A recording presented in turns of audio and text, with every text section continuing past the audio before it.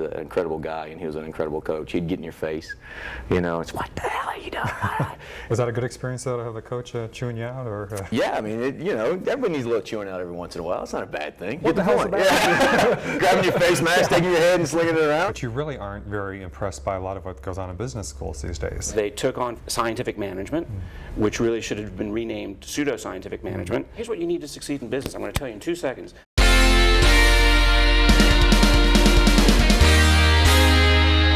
Today, actor Drew Waters from Friday Night Lights is here, and later in the show, author Matthew Stewart exposes the management myth, why a lot of what the business gurus and business schools teach you could be bad for business and the country. Great to have you here today, Drew. Thanks for having me. So you got a promotion this year on Friday Night Lights. I did, man. I did. Yeah, I didn't see it coming. Last year, it led up as a private coach, and this year it ended up being the head coach of the Dillon Panthers. Moving on up. Me and Coach Taylor head-to-head in district now. We're having a good time. And so the other coach has now moved to another school. Is that Kyle Chandler, which played the head coach of the Dillon Panther, is the star of the NBC series Friday Night Lights. They split districts at the end of the third season, and now he took over. He's starting up a new school, Dillon East. So Dillon West and Dillon East are now head-to-head in districts, and the conflict is Connie's still principal at Dillon West. Now she has to. Me and her have our conflicts together because I took her husband's job, and she's bitter about that, and I'm trying to get to the state championship with it. And then Coach Taylor, which is Kyle Chandler playing Coach Taylor at Dillon East, he has to start up a whole new school, and he has to worry about Connie at Dillon West with me and the whole booster side of it. So it's a great twist and a great conflict to a new growth. Well, so you said Connie's character is kind of riled up about it, but what is she like in person, though? Because I've met her, and she was such a sweetheart when I met her. I love her, man. She's great. She's such a great person, a humanitarian, and she's very into politics. That was surprising at first. Well, indeed, I should say I met her at the inauguration, the inaugural ball for Obama, and she was with the Creative Coalition, which is very, tends to be politically active and in favor of Obama. So she is. I kind of figured. Well, she's very true, too. That's what I like about her. She's just a true, genuine person, and you just sit down and you talk with her. It's not about business structure when you sit down with her. It's just having a conversation, being friends. Yeah, she just came out with a big smile and was talking to Matthew Modine, and so, well, at least she doesn't resent you then. I don't think so off camera. Maybe I don't think so off. But so it's interesting. So you're actually playing a character though, and it's a small town in Texas where this is set, right? Yeah. Oh yeah. And that's kind of appropriate for you since you live in Texas. Yeah. Well, I grew up in a small town. I mean, football is a big thing in Texas. It's a big thing everywhere else too. But Texas, they take their high school football very seriously. And this team, it went to state numerous of times. I grew up in a small town called Orange, Texas, where I went to Little Cypress Mauricefield, and our rivalry was West Orange Starks. Well, West Orange Stark holds the record for going to state final games, and they were our rivalry. They were our big team. So I can relate to what's going on with this football team, and now having Dillon rivalry, Dillon East and Dillon West. And then my character, Coach David Williams, was a big influence in my life growing up. He was my coach, my football and track coach, and I betray him as my character. I mean, everything I look at that character with is what he taught me growing up. It really is. He's an incredible guy, and he was an incredible coach. He'd get in your face, it's what the hell are you doing? And then he'd go, all right, go out there and do it again, kind of a thing. And so what was that like so you've had both sides now? You play the coach on screen, but you used to be the player. So was that a good experience though, to have the coach chewing you out, or? Yeah, I mean, everybody needs a little chewing out every once in a while. It's not a bad thing. He knew he meant well, so you knew at the end of the day he was saying the right thing and he was trying to lead you in the right direction. Not everybody. He just didn't sugarcoat it. No, not everybody comes off sweet and charming and stuff, but he was getting to a point, and we understood the point very fastly. When you're on the football field and you got to make adjustments, you want to get to it quickly, and you might say a few things that. You might not say in just a normal conversation, but you get the point. Grabbing your face mask, taking your head and slinging it around. But actually, I wonder though. Now, do they have to make any adjustments for TV? Because these days, I mean, I don't know. Can you do that in American school? It's not as politically correct. How these days everybody's watching everything, and you get sued or fired. Or can you? Do you still have those kind of coaches, or do you get the nice coaches these days? It depends. I think they're still out there. I mean, it is what it is. They were never abusive, in any form. It wasn't anything like that growing up. It was a way of coaching, you know. Everybody was hands-on. I remember Coach David Williams, and actually second season I do it. I'm in there, we're running block drills with my offensive line, and I'm in there jacking them, you know. I've got my thumbs underneath their shoulder pads, and I'm picking them off the ground, throwing them to the side and side, because he used to do that with us, but he made a point. He had to get in there and prove to us. Is this what you're going to do, though, is the on-camera coach? Is That's what I do. I'm in their face, man. I am a hard, pushing, you know, in their face kind of coach. I mean well. You can hear the sincerity in my voice, but also in the same sense, I'm one of them. You know, I'm still a young football coach. I think my character is somewhere between the 28-30 range.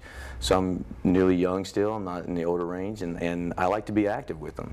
And I want that to show in this character. And you know, I think Coach Dave Williams would appreciate that. Well, I think you have an interesting background. I know you've got several other projects going on. I want to ask you about those. But you went from football, high school football, in Texas to what, the Army, right? Navy, actually. Navy, yeah. I'm sorry. Yeah, you know, Orange, Texas is a small town. It's a great town, but it's a small town, plant town.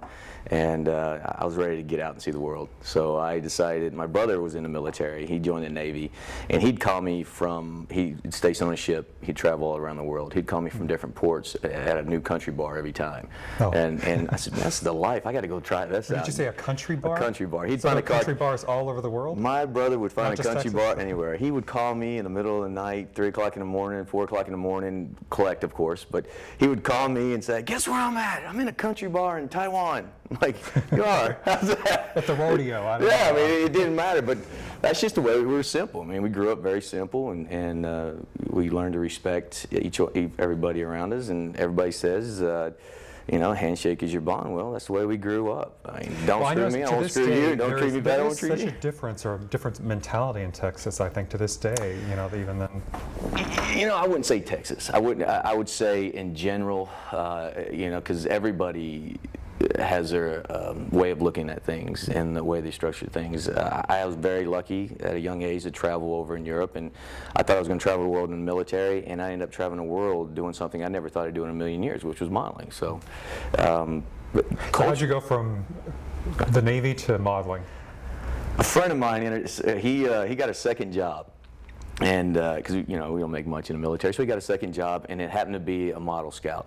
And we're sitting in the gallo, and that's where you eat, you know, dinner or whatever. And we're sitting there, and he goes, "Hey," he goes, "I got a second job. You know that?" I said, "No, I didn't know that." He said, "Yeah, and so I need to bring you in." I said, "Why do you need to bring me in? I don't want a job." He goes, "No, and I need you to bring you in because I'm a scout for this modeling agency, and I make money off of every time I bring somebody in, and they sign. So will you go in?" I'm like, I don't want to go in, man. I don't know anything about modeling. I don't want to do that kind of stuff. And he goes, "Come on, please, help me out. I need the money. I'll take you out for a drink or something." I said, "All right, I'll go in with you." And as a fluke, she liked me, and she said she'd sign me. I said, "What does that mean?" She goes, "Well, I'll send you out, and you be professional. I'll take 20%. And I said, "What is it going to cost me?" She goes, "Nothing. You go out, and I'll give you 20%. I'll take 20% of it." And I'm like, so let me understand this. It's not going to cost me anything. You're going to send me on jobs. I'm going to get paid for it. You're going to take 20%, but it's not going to cost me anything. She goes, "No." I said, "Okay, sign me up. I'll do it." Next thing I know, 3 months later, I'm in this big convention competition with all these other people, and I didn't have a clue what I was doing. I just went down there. She sent me down there, and just who I am, being who I am, got up there, did my thing, did my spiel for everybody, did the runway show, did an audition for the cameras. And at the end of the 3 days, I won it. And that was an event in Florida, I think. That was, right? Yeah, that's a Swan Hotel. It's like 3,600 people. 3,600 people, and you won it. Blew my mind, well, too. Congratulations. Well, here's the daunting part of it. I had to come back because I was still in the military, and I had this contract for X amount of dollars, which over-exceeded anything I'd make in the military. And Clinton was in office at the time, so he was letting people out anyway. So I went to my, commander-in-chief and said, "Hey, I got this contract that states that can I get out?" And he goes, "Let me see it." And he looked at it and he goes, "Yep, it's your lucky year. If you can prove at the time that you could do better outside of the military and benefit your life and career outside of the military than you could in, then Clinton was letting people out." Probably some people these days who would like to do that. Well, I took a chance, and I traveled the world 3 times over doing something I never thought I'd do in a million years. We'll be right back.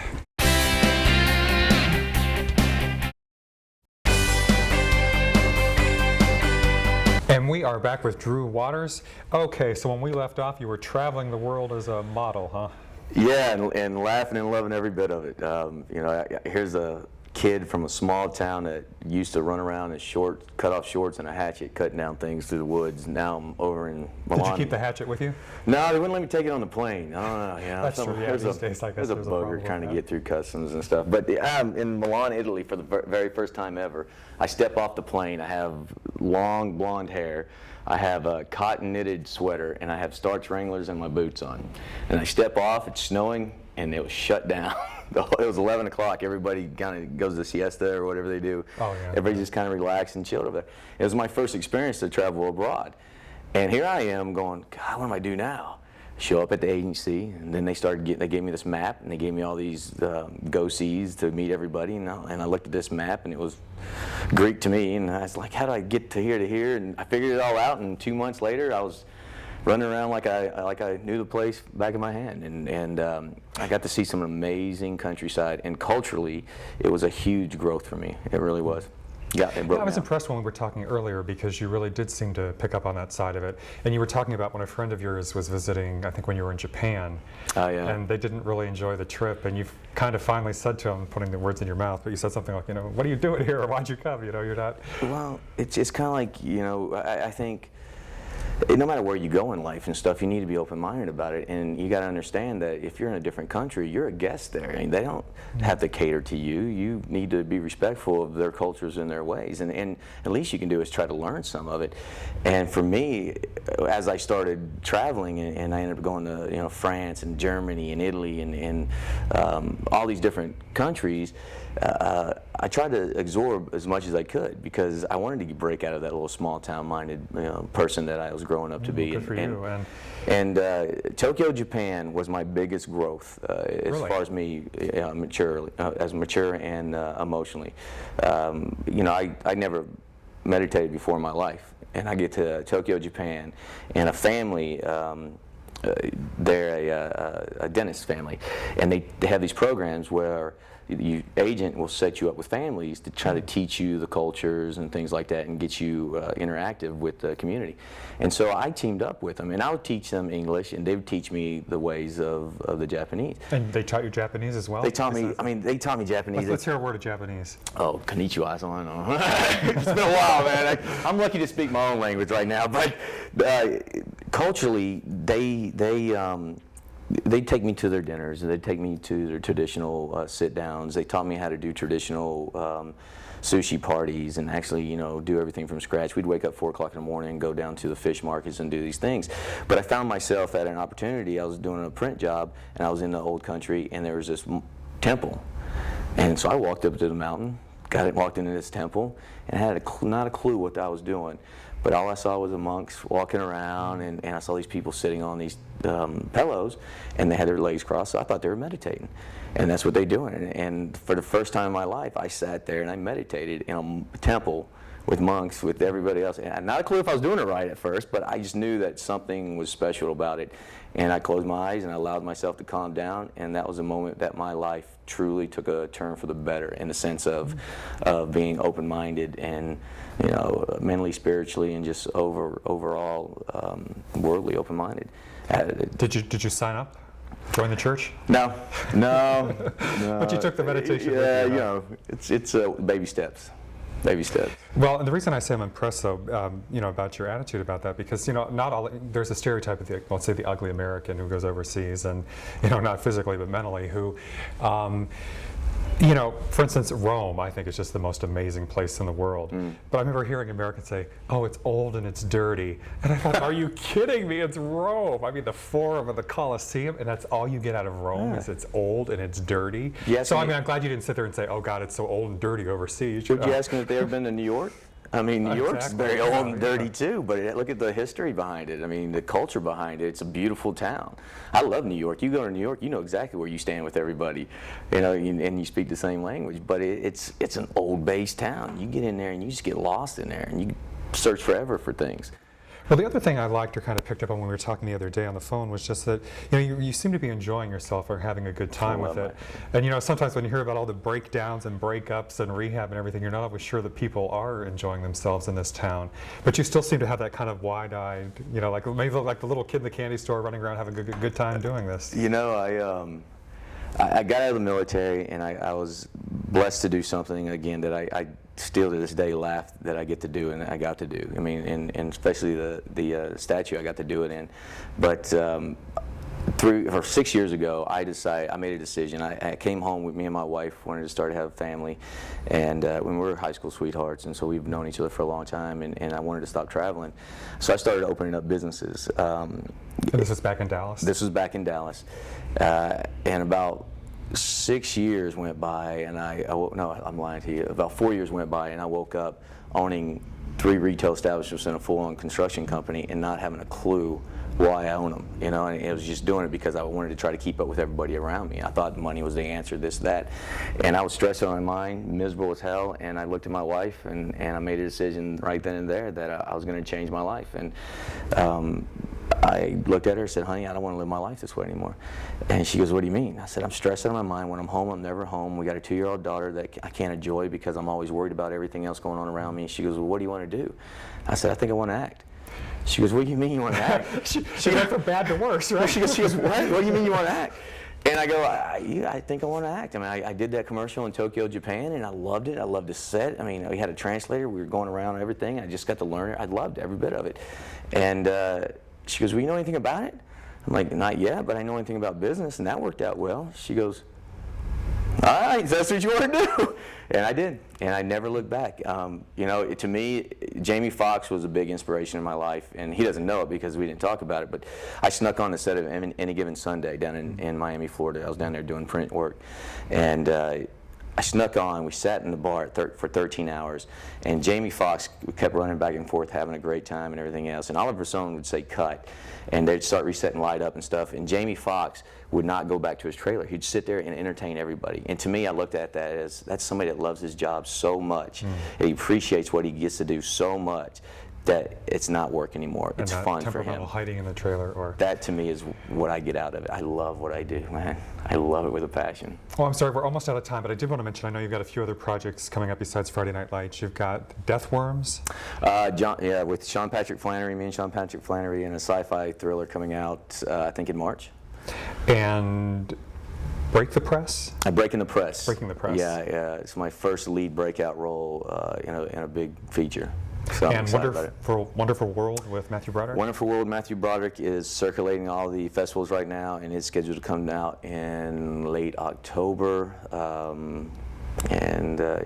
got a few other ones that are circulating the festivals right now as well. So it's come back and stuff. Tell us about them sometime. Absolutely, I'd love to. Thank you very much, Drew. Thanks for having me. Look for him on Friday Night Lights. We'll be right back with Matthew Stewart.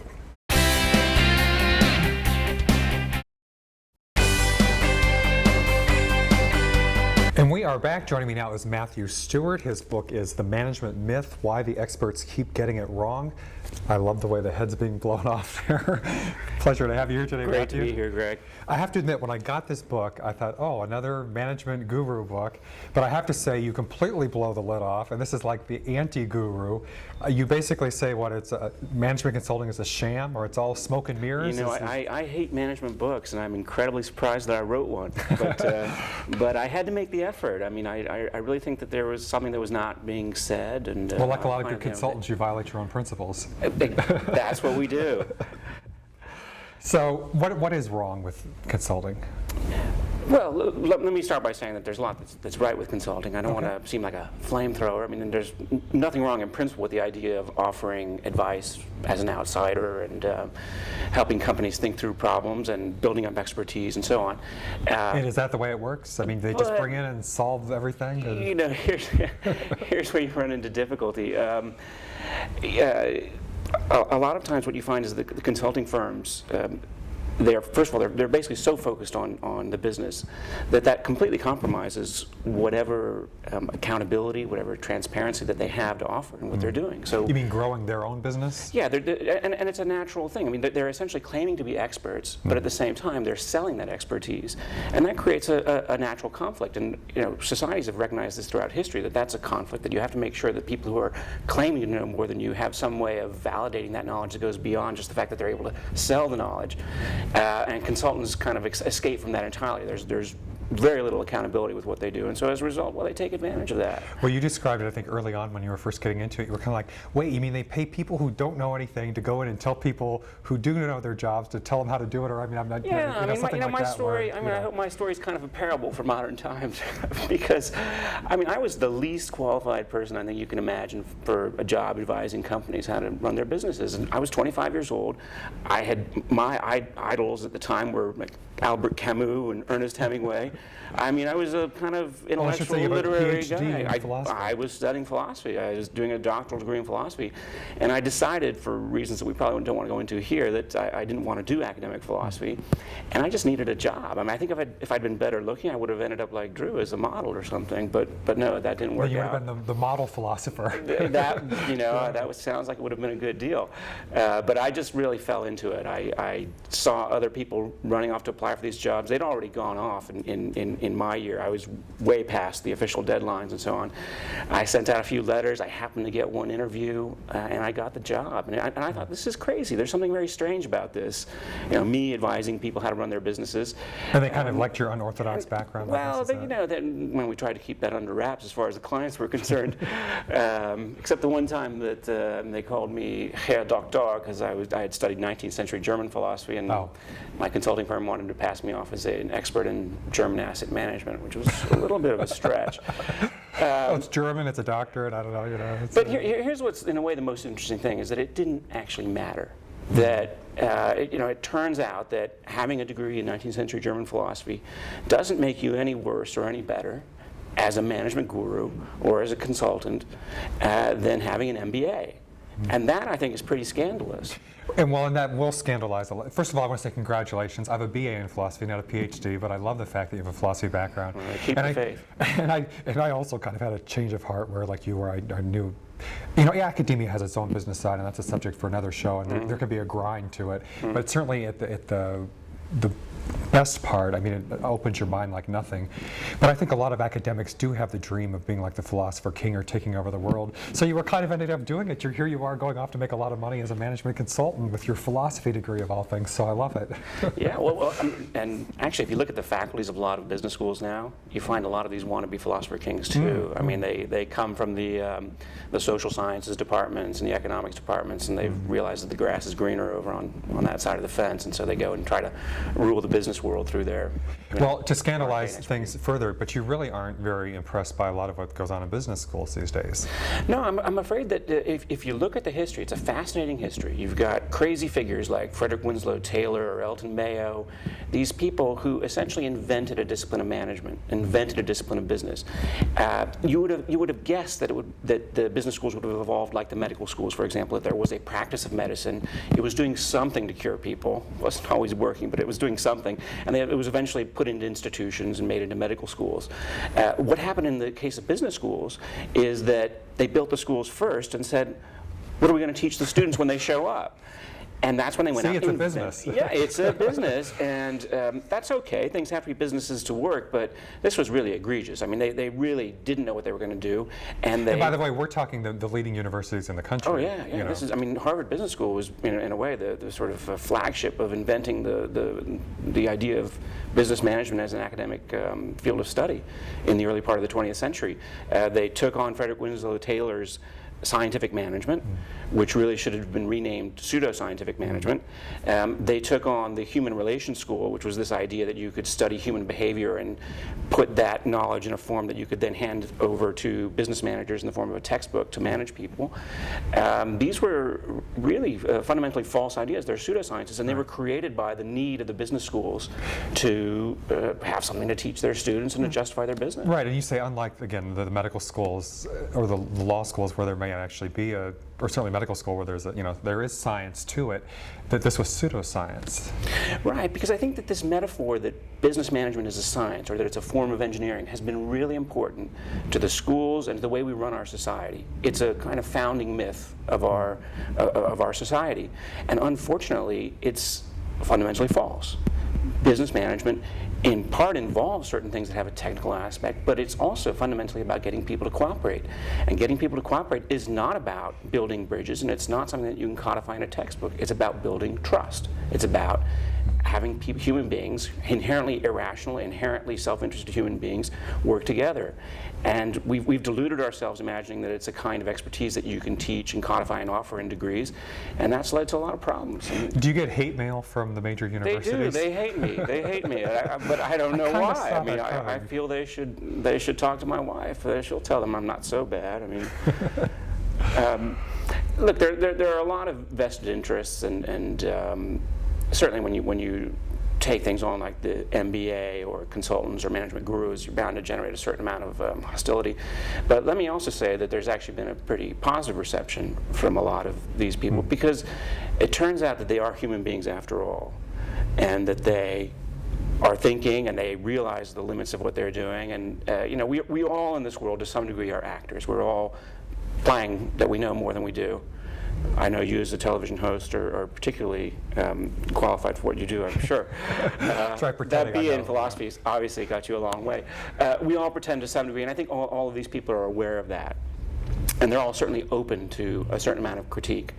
And let's face it, anybody who's sat through some of these business school courses on strategy or on organizational behavior is pretty well aware that there's a lot of baloney going on in there. Sure. Well, you say that in the consulting firms, they boil, when they do their own mini in-house MBA, they boil it down to about 3 weeks for business school. Is what? Well, that's part of the scandal. So there I showed up with my 19th century German philosophy, and my firm, this enlightened firm, which had hired me as a guinea pig, they put me through a mini MBA, and it turned out it was a 3-week mini MBA. Instead of 2 years? And instead of 2 years, and this seemed to be enough. This seemed to be enough. And let me say also that I learned a terrific amount on the job. I traveled the world. I worked in 24 different countries for all sorts of organizations. It was a great lifestyle on the expense account, right? Yeah, I mean, unfortunately, the clients had to pay for my education, which is why I thought it was important to share my experience with the world so that they could profit from it as well. Well, you give a lot of examples, not only the history, why you think it's a pseudoscience, but there are a couple of ideas in particular, though, that you think that, well, you say that there can be something good about business school, maybe networking or marketing, things that people actually can learn about, social club, I don't know, country club. But on the other hand, though, you do think that some of this could be doing some actual harm. For instance, the idea of maximizing shareholder value, which is all we hear these days, that a good CEO is maximizing shareholder value. Is that? Yeah, I mean, I think that we've misconstrued business as a problem in calculus.